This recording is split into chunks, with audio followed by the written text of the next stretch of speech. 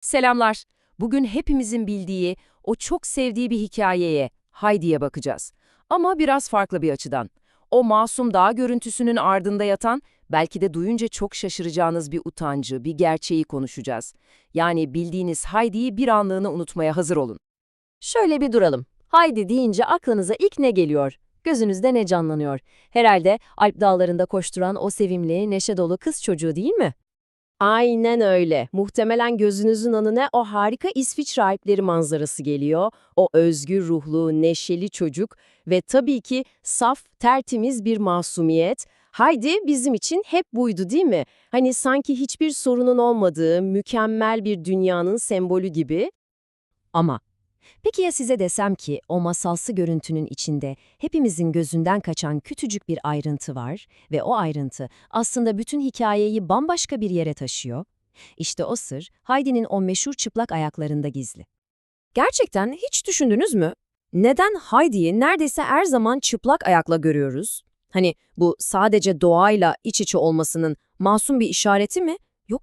Yoksa altında çok daha karanlık, çok daha derin bir anlam mı var? İşte bu sorunun cevabını aradığımızda yolumuz İsviçre tarihinin pek de konuşulmayan, karanlık bir köşesine çıkıyor, acı bir gerçeğe. Karşımıza Verdin-Kinder diye bir kavram çıkıyor.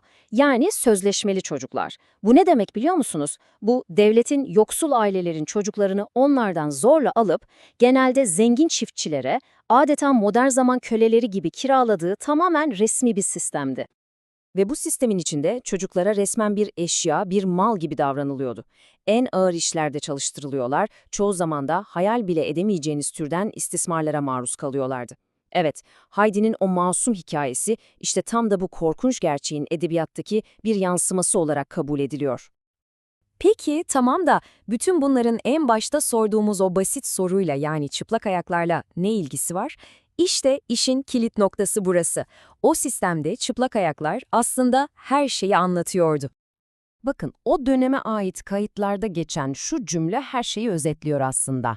Ayakkabılar özgürlüğün bir simgesiydi ve köle çocukların onları giymesi yasaktı. Yani bir ayakkabıya sahip olmak demek, ben bir bireyim, benim bir statüm var demekti.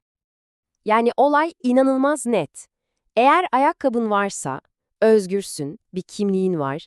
Ama eğer çıplak ayaklıysan, bu senin esaret altında olduğunu, bir mal gibi görüldüğünü ve tamamen sana boyun eğdirildiğini gösteriyordu. Resmen bir damga gibi.